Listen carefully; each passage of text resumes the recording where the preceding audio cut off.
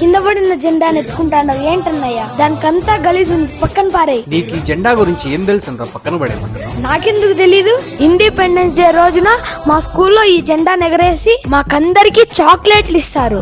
Independence day రోజున స్కూల్లో ఈ జెండాని ఎందుకు ఎగరేస్తారో చెప్తాను. బ్రిటిష్ వాళ్ళు మన దేశానికి వచ్చి మన దేశ ప్రజలను బానిసలుగా చేసి మన దేశ సంపదను దోచుకుని దాదాపు 200 సంవత్సరాల పాటు మన దేశాన్ని పాలించారు. ఆ బ్రిటిష్ వాళ్ళ నుండి స్వాతంత్రం పొందడానికి మహాత్మా గాంధీ, అల్లూరి సీతారామరాజు, సుభాష్ చంద్రబోస్, భగత్ సింగ్, బాలగంగాధర్ తిలక్ లాంటి వాళ్ళు ఎంతో మంది ఫ్రీడమ్ ఫైటర్స్ వాళ్ళ ప్రాణాలకు తెగించి ఎన్నో త్యాగాలతో ఎన్నో పోరాటాలతో 1947 ఆగస్టు 15న ఆ బ్రిటిష్ వాళ్ళ నుండి మన దేశానికి స్వాతంత్రం వచ్చింది. ఆ ఫ్రీడమ్ ఫైటర్స్ లేకపోతే ఇవాళ నువ్వు నేను మన దేశంలో ఉన్న ప్రజలందరూ స్వేచ్ఛగా తిరిగే వాళ్ళు కాదు, స్వేచ్ఛగా మాట్లాడే వాళ్ళు కాదు. ప్రపంచమంతా మన దేశాన్ని గుర్తించేలా, ప్రజల్లో దేశభక్తి పెరిగేలా మనమంతా ఒక్కటే, మనమంతా భారతీయులమని మన దేశ స్వేచ్ఛకి గౌరవానికి గుర్తుగా మన ఆంధ్రప్రదేశ్ కి చెందిన పింగళి వెంకయ్య గారు ఈ 3 రంగుల జెండాని రూపొందించారు. ఇందులో ఉండే ఆరెంజ్ కలర్ ధైర్యం త్యాగానికి గుర్తుగా, వైట్ కలర్ శాంతి సత్యానికి గుర్తుగా, గ్రీన్ కలర్ ప్రకృతి అండ్ డెవలప్మెంట్ కి గుర్తుగా, మధ్యలో ఉండే అశోక చక్రం చట్టం, న్యాయం, జీవితం ఎప్పుడూ ముందుకు సాగాలని సూచిస్తుంది.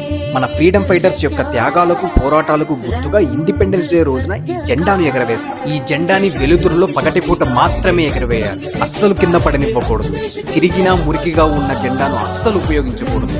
అంతెందుకు, మన దేశంలో ఉన్న 140 కోట్ల మంది జనాభాలో హిందువులు, ముస్లింలు, క్రిస్టియన్స్ అని చాలా మతాలు ఉన్నాయి. వాళ్ళు వాళ్ళ మతానికి సంబంధించిన పండుగలను మాత్రమే జరుపుకుంటారు.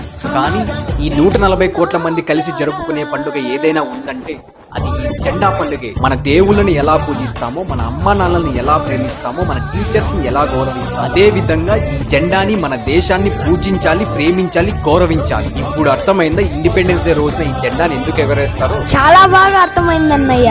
ఇటు